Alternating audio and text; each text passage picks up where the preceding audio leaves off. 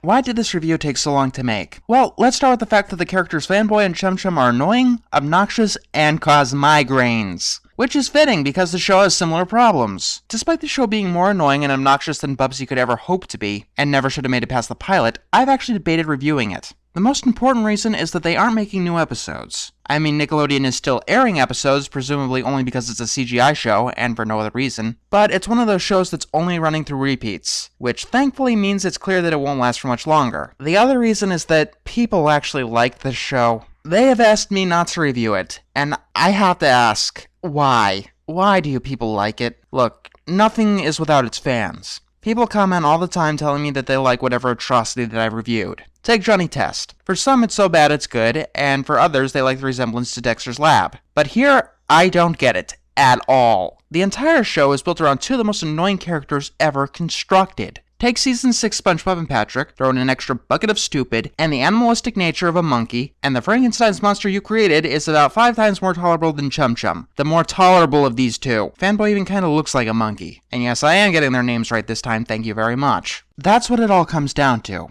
If you can't make good characters, then no matter what plot you throw them into, it will inevitably be a disaster. Most of the worst cartoons of all time have failed on that principle alone. I am thoroughly convinced that the only reason that this show survived past its pilot is because Nickelodeon is filled with idiots and hacks! For me to show you in depth why this series fails is to take you through an episode. A prime example would be the episode Cold War. I'm warning you right now that the last Cold War was much more enjoyable than this piece of shit. At least the result of that was getting into space. There is no bright side here. Alright, I'm ready. Bring it on!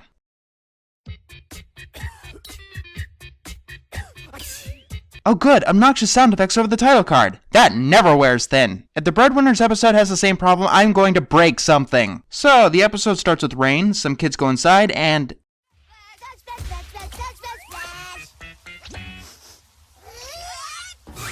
Hey, remember when kids shows had actual pacing? You know, where they took the time to set up the catalyst to the plot? Seemed like such a long time ago. Yeah, one of the biggest problems with the series is the pacing. There is none. Every plot is erratic and moves in seemingly random directions. So, essentially, this show is what the people who hate Adventure Time think that Adventure Time is. Obnoxious characters and random bullshit. So, since the idiots were idiots, they got sick.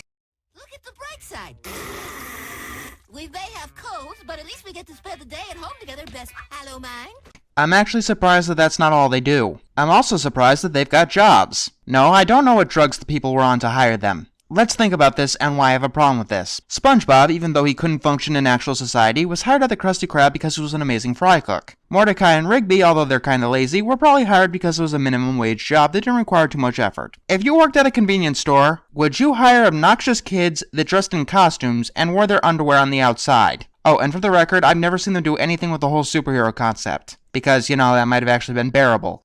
Now we're no work and all play. Is that really different than how they act in any other episode? But let's focus on this episode. I'm reviewing this particular episode. This episode on its own and why it's an atrocity of its own right. Fanboy and Chum do all of their activities and get bored really quickly. So they decide to watch TV. Unfortunately, the batteries in their death ray laser are dead. That's seriously supposed to be a TV remote. Looks like the control for an RC car. So anyway, one of them are going to have to get up and change the channel on the television. But apparently they're too lazy to do this. And that slowly turns them against each other. This is supposedly out of character. But beyond being obnoxious as all hell, Fanboy and Chum don't really have any character. Let's go back to SpongeBob. He has a specific job, with his own specific skill level, his own specific hobby, and his own specific talents. He is, or was, a fully realized character. Since Fanboy and Chum are pretty much the same character, what's their favorite hobby? Annoying people! Whatever they do, it always comes down to annoying people. What are they talented at? Annoying people! What do they do at their job? Annoy people! Could this work as a show? Yes, if the show is constantly about abusing them, instead of vice versa. Do you think that either of these guys ever get comeuppance for being the devil's anus? Nope, even when the show turns them against each other.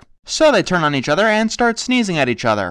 If I'd have done it on purpose, I would have done this.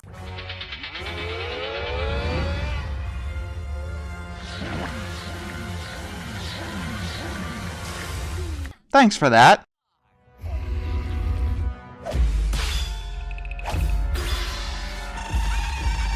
I thought they were sick. You know, sneezing, headache, low energy. I mean, they were kinda sick just a second ago. All of a sudden, there's a ring at the door. This is Kyle. He's Squidward, but a wizard. Yeah, that's pretty much it. He's Squidward except a wizard. And yes, I would say that he was the coolest part of the show, and the only reason to watch it if the writers didn't use him as an excuse to throw out any and all logic.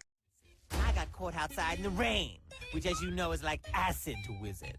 So the best solution is to not seek immediate shelter and climb up a water tower towards the sky. Oh, and not be paranoid about the weather at all times. But seriously, you climbed up a water tower to seek shelter. No wait, you climbed up a water tower in acid rain to get out of the rain. That was really the easiest possible shelter you could find. And immediately, I know what you're thinking. This looks like a shitty rehash of Pineapple Fever. Don't worry, it's not. Instead, it's a shitty rehash of Naughty Nautical Neighbors. I always wondered what it would be like if they wrote it in Season 5 or Season 6. Fanboy and Chum Chum immediately begin fighting over Kyle, who I'm still annoyed is here at all. But yes, just like in Pineapple Fever, the episode would have been fine without Squidward. I mean Kyle. What the fuck does it matter? They're the same fucking character. You might as well call him Megward the Wizard. Why is this character type so fucking common? I know why. Because it's a mark of laziness. Actually, yeah. If there's a character that solely exists to be abused, it's not only a mark of laziness for me, but it is now an admission of laziness. If you put that kind of character in your show, you are admitting that you don't have the talent, effort, or wit